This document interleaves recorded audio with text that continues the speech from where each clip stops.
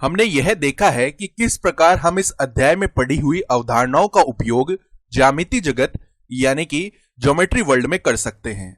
अब चलिए इन चीजों को हम बीजगणित जगत यानी कि अलजेब्रा वर्ल्ड में ले चलते हैं और कुछ जटिल कथनों को सिद्ध करने का प्रयास करते हैं। तो पहला प्रश्न है, यदि P और Q क्रमशः मूल बिंदु यानी कि ओरिजिन से रेखाओं, यह पहली रेखा का समीकरण है x cos theta minus y sin theta बराबर k cos 2 थीटा, और यह दूसरी रेखा का समीकरण है x sec theta plus y cosec theta बराबर k, पर लंब की लंबाइयां हैं तो सिद्ध कीजिए कि p square plus 4q square बराबर k स्क्वायर। तो चलिए इसे हम एक एक करके समझ लेते हैं। सबसे पहले हमें मूल बिंदु यानी 0,0 से इस रेखा की जो लांबिक दूरी है अर्थात परपेंडिकुलर डिस्टेंस है वह p दी गई है, और उसके बाद मूल बिंदु से इस वाली रेखा की लांबिक दूरी q बताई गई है। तो p और q यहां पर लांबिक दूरियां यानी कि परपेंडिकुलर डिस्टेंसेस हैं, और हमें यहां पर सिद्ध करना है कि p square plus 4q square बराबर k स्क्वायर होगा। तो यह हम कैसे करेंगे? एक बार इस वीडियो को पॉज कीजिए और स्वयं से इसे करने का प्रयास कीजिए। अब इसे करने के लिए एक संकेत यानी कि क्लू यह हो सकता है कि जिस कथन को हम यहां पर सिद्ध करने जा रहे हैं हम देख सकते हैं कि उसमें थीटा नहीं है। तो हम किसी भी तरीके से यहां पर इस थीटा का विलोपन यानी कि एलिमिनेशन करने का प्रयास करेंगे। तो चलिए ऐसा कर लेते हैं, और सबसे पहले हम ये दूरियां माप लेते हैं। तो देखिए दूरी सूत्र यानी कि डिस्टेंस फॉर्मूला का यहां पर प्रयोग करेंगे, और किसी बिंदु की किसी रेखा से दूरी क्या होती है? मापांक ax1 plus by1 plus c बट्टा वर्गमूल a square plus b square, जहां पर उस बिंदु के निर्देशांक x1, y1 होते हैं और उस रेखा का समीकरण ax plus by plus c बराबर 0 होता है। चलिए अब इस दूरी सूत्र का उपयोग करके ये दोनों दूरियां ज्ञात कर लेते हैं, और हम सबसे पहले इसका उपयोग इस p के लिए करने वाले हैं, यानी कि जो यहां पर यह नीली रेखा है उसके लिए यह जो p आएगा वह क्या आने वाला है? देखिए हम यहां पर 0,0 x और y के स्थान पर रख देंगे, तो x बराबर 0 और y बराबर 0, तो ये दोनों पद तो गायब हो जाएंगे। अब मानक यानी कि स्टैंडर्ड फॉर्म में हमें इस k cos 2 थीटा को बाएं पक्ष में लाना होगा।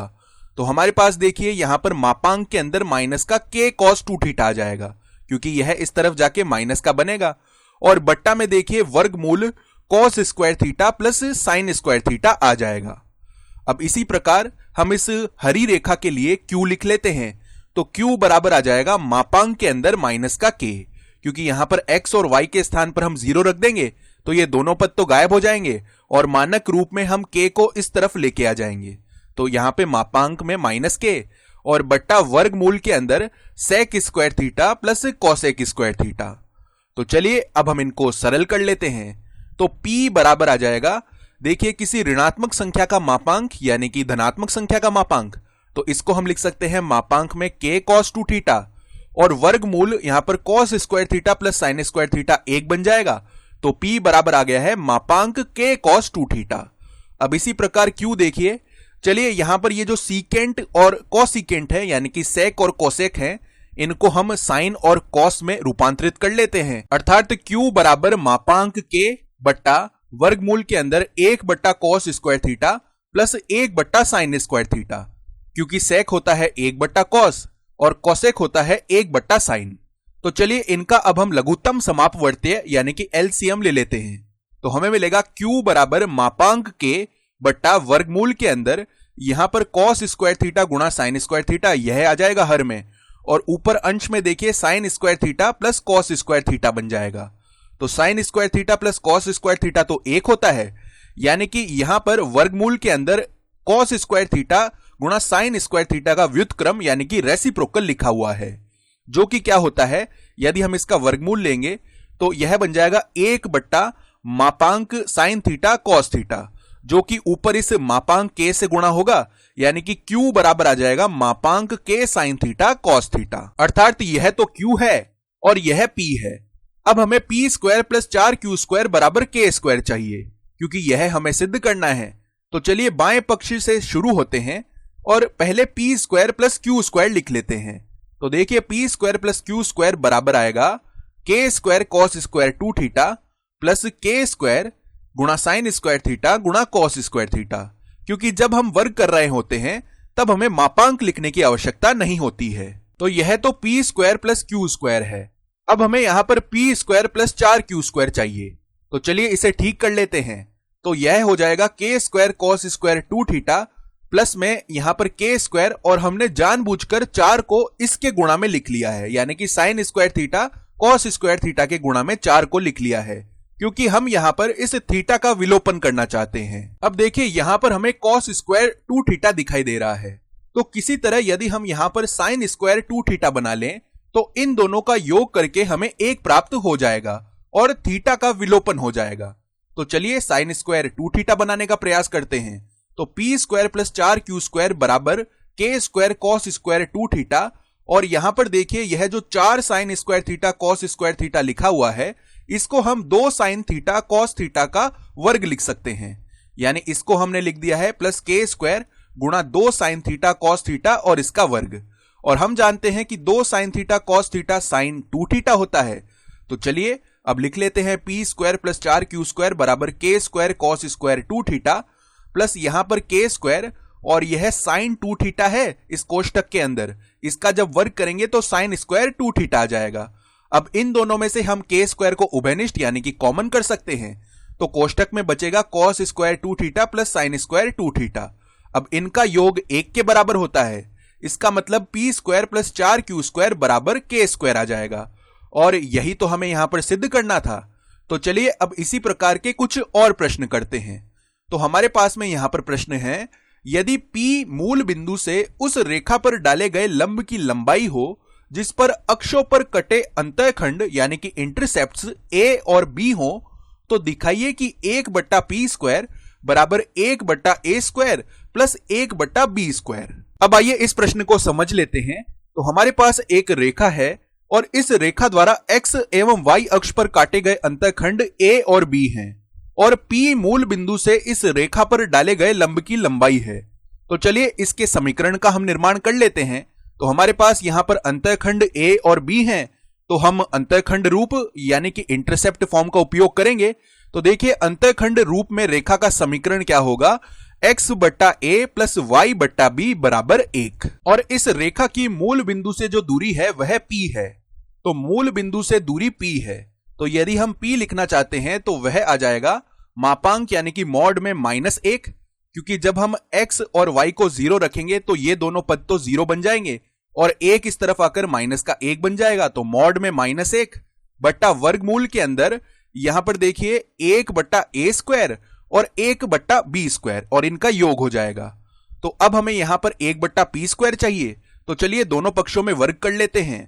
तो हमें मिलेगा p स्क्वायर बराबर यहां पर 1 आ जाएगा और बट्टा यहां से वर्गमूल हट जाएगा, तो 1/a square plus 1/b square. अब देखिए हर यानी कि डिनोमिनेटर में यह जो मान लिखा हुआ है यह ठीक इस दाएं पक्ष के बराबर आ गया है। तो इसे हम बिल्कुल भी छेड़ेंगे नहीं, बस इसको हम इस तरफ लेकर आ जाते हैं। तो यह p स्क्वायर यहां बट्टा में आ जाएगा, यानी 1/a square plus 1/b square बराबर 1/p स्क्वायर आ गया है, और यही तो हमें यहां पर दर्शाना था, तो हमने दर्शा दिया है। चलिए अब एक और प्रश्न करते हैं, और यह प्रश्न चुनौतीपूर्ण होने वाला है। तो यह प्रश्न कहता है, सिद्ध कीजिए कि बिंदुओं वर्गमूल a square minus b square comma 0 और माइनस वर्गमूल a square minus b square comma 0 से रेखा x/a cos theta plus y/b गुणा साइन थीटा बराबर 1 पर डाले गए लंबों की लंबाइयों का गुणनफल b स्क्वायर है। तो हमें सिद्ध करना है कि यदि हम इन दोनों बिंदुओं से इस रेखा पर लंब डालते हैं और उन लंबों की लंबाइयों का गुणनफल करते हैं तब हमें b स्क्वायर मिलेगा। तो इसे हमें अच्छे से सिद्ध करना पड़ेगा। मैं कहूंगा कि आप एक बार इस वीडियो को पॉज कीजिए और स्वयं से इसे करने का प्रयास कीजिए। चलिए अब हम इसे साथ में मिलकर कर लेते हैं। अब चलिए पहले हम इस बिंदु से शुरुआत करेंगे और फिर इस बिंदु पर आएंगे और यहां पर लंबाइयां लिख लेते हैं। तो देखिए बिंदु वर्गमूल a square minus b square comma 0 से डाले गए लंब की जो लंबाई है वह ये आने वाली है। तो हमने यहां पर x के स्थान पर वर्गमूल a square minus b square यह प्रतिस्थापित कर लिया है, तो x के स्थान पर यह लिख लिया और y की जगह हमने 0 लिख लिया है, और यहां पर बाकी सब कुछ वैसा ही है। और बट्टा में देखिए वर्गमूल जो x के गुणा में cos थीटा बट्टा a है इसका वर्ग कर लिया है, तो cos स्क्वायर थीटा बट्टा a स्क्वायर, और प्लस में यहां पर y के गुणा में sin थीटा बट्टा b है, तो इसका वर्ग कर लिया है, तो साइन स्क्वायर थीटा बट्टा बी स्क्वायर है। तो यह तो इस बिंदु से डाले गए लंब की लंबाई है। अब इसी प्रकार इस बिंदु से डाले गए जो लंब की लंबाई है वह क्या आ जाएगी, देखिए यहां पर जो ये प्लस का था अब हम इसे माइनस का कर देंगे, तो माइनस वर्गमूल ए स्क्वायर माइनस बी स्क्वायर बट्टा ए, एक्स के स्थान पर तो यह रख लिया है और बाकी लगभग सभी चीजें यहां पर समान रहती हैं। अब चलिए इन्हें हम सरल करके लिख लेते हैं। तो यहां पर देखिए यह क्या बनेगा, 0 बट्टा बी साइन थीटा, तो यह तो पूरा पद ही गायब हो जाएगा। तो हमें मापांक के अंदर मिलेगा वर्गमूल ए स्क्वायर माइनस बी स्क्वायर बट्टा ए गुणा कॉस थीटा माइनस 1 और भाग में है हर यानी कि डिनोमिनेटर। अब इसी प्रकार हम इसे भी सरल कर लेते हैं। तो देखिए यहां पर माइनस और यहां पर भी माइनस, यह पूरा पद तो 0 हो जाएगा। तो हम माइनस को उभयनिष्ठ यानी कि कॉमन कर सकते हैं और क्योंकि यहां पर मापांक यानी कि मॉड है तो हम इस माइनस के चिन्ह से छुटकारा पा सकते हैं। तो हमें मिलेगा मापांक वर्गमूल ए स्क्वायर माइनस बी स्क्वायर बट्टा ए गुणा कॉस थीटा प्लस 1 और बट्टा यह हर यानी कि डिनोमिनेटर है। तो ये चीजें काफी समान नजर आ रही हैं। यहां पर तो कुछ माइनस 1 है और यहां पर कुछ प्लस 1 है। अब देखिए कि अगला चरण क्या होगा। तो यहां पर हमें सिद्ध करना था कि डाले गए लंबों की लंबाइयों का गुणनफल बी स्क्वायर है, तो हमें अभी इन लंबाइयों का गुणनफल भी करना पड़ेगा। तो इनका गुणनफल जब हम करेंगे तो देखिए इन दोनों ही लंबाइयों के हर यानी कि डिनोमिनेटर में समान ही पद है, वर्गमूल में यह लिखा हुआ है। तो जब हम इनका गुणनफल करेंगे तो यह वर्गमूल का चिन्ह हट जाएगा। तो देखिए अंश में तो क्या बनेगा, यहां पर यह कोई चीज लिखी हुई है माइनस का 1 है और वही चीज प्लस का 1 है, यह तो अंश में आ जाएगा और हर में यह वर्गमूल का चिन्ह हट जाएगा जब हम इन दोनों का गुणा करेंगे। अब देखिए यहां पर कोई चीज -1 यानी कि x माइनस वाई और गुणा में x प्लस वाई, इस प्रकार के पद लिखे हुए हैं जो कि X square minus Y square होता है। तो चलिए इसका उपयोग कर लेते हैं और यहां पर मापांक के अंदर पहले हम एक्स स्क्वायर करेंगे यानी कि इस पद का स्क्वायर करेंगे, तो हमें ए स्क्वायर माइनस बी स्क्वायर बट्टा ए स्क्वायर गुणा कॉस स्क्वायर थीटा यह मिल जाएगा और माइनस में वाई स्क्वायर यानी कि 1 का स्क्वायर करेंगे तो हमें 1 मिल जाएगा और इसका मापांक यानी कि मॉड है। और यहां पर हर में देखिए जब हम यहां पर लघुत्तम समापवर्त्य यानी कि एलसीएम लेंगे तो ए स्क्वायर बी स्क्वायर यह तो यहां बन जाएगा और ऊपर देखिए B square cos square theta plus A square sine square theta बन जाएगा। अब देखने से तो यह मान भी काफी जटिल लग रहा है। हम चाहते हैं कि इसका मान बी स्क्वायर के बराबर आए। इसका मतलब है कि अभी यहां से थीटा और ए दोनों का विलोपन होगा। तो चलिए आगे हम इसे सरल कर लेते हैं। तो यह जो ए स्क्वायर माइनस बी स्क्वायर बट्टा ए स्क्वायर लिखा हुआ है इसे हम विभक्त करके लिख लेते हैं, यानी कि पहले ए स्क्वायर बट्टा ए स्क्वायर लिखेंगे जो कि 1 बन जाएगा और माइनस में बी स्क्वायर बट्टा ए स्क्वायर लिख लेते हैं। तो देखिए यह आ जाएगा ए स्क्वायर बट्टा ए स्क्वायर 1 हो जाएगा, वह जब कॉस स्क्वायर थीटा से गुणा होगा तो कॉस स्क्वायर थीटा आ गया है और माइनस बी स्क्वायर बट्टा ए स्क्वायर जब कॉस स्क्वायर थीटा से गुणा होगा तब यह बन जाएगा। और माइनस में देखिए यह जो 1 लिखा हुआ है इसको हम sign square theta plus cos square theta लिख सकते हैं। तो यदि यहां पर -1 है तो वह हो जाएगा minus sine square theta minus cos square theta. तो अब कॉस स्क्वायर थीटा और माइनस कॉस स्क्वायर थीटा ये तो कट जाएंगे। अब मापांक के अंदर क्या बचा है, माइनस बी स्क्वायर बट्टा A square cos square theta minus sine square theta. तो यहां से हम माइनस उभयनिष्ठ ले लेंगे और मापांक के अंदर माइनस है तो वह माइनस का चिन्ह हट जाएगा, उससे हम छुटकारा पा सकते हैं। तो हमें मिलेगा मापांक बी स्क्वायर बट्टा A square cos square theta plus sine square theta बट्टा देखिए B square cos square theta plus A square sine square theta और इसके बट्टा में ए स्क्वायर बी स्क्वायर है। अब हमें अंश व हर काफी समान नजर आ रहे हैं। तो चलिए यहां पर हम लघुत्तम समापवर्त्य यानी कि एलसीएम ले लेते हैं। तो हमें अंश में मिलेगा मापांक B square cos square theta plus A square sine square theta बट्टा ए स्क्वायर और हर यानी कि डिनोमिनेटर में है B square cos square theta plus A square sine square theta बट्टा ए स्क्वायर बी स्क्वायर। अब अंश में देखिए यहां पर ये सभी वर्ग हैं और इनको हम जोड़ रहे हैं, तो इसका मतलब है कि हम मापांक को हटा सकते हैं। तो यहां पर देखिए मापांक को जब हम हटा देंगे तो अंश व हर में ये ऊपर वाले मान एकदम समान बन गए हैं, तो हम इनको काट सकते हैं क्योंकि ये एकदम समान है। तो हमें मिलेगा 1 बट्टा ए स्क्वायर, यह तो अंश से मिलेगा और हर में बच जाएगा 1 बट्टा ए स्क्वायर बी स्क्वायर। अब ए स्क्वायर से ए स्क्वायर भी कट जाएगा यानी कि 1 बट्टा 1 और इसके बट्टा में है 1 बट्टा बी स्क्वायर, यानी 1 और भाग में है 1 बट्टा बी स्क्वायर। तो यह बन जाएगा बी स्क्वायर और यही तो हमें यहां पर चाहिए था, तो हमने इसे सिद्ध कर लिया है।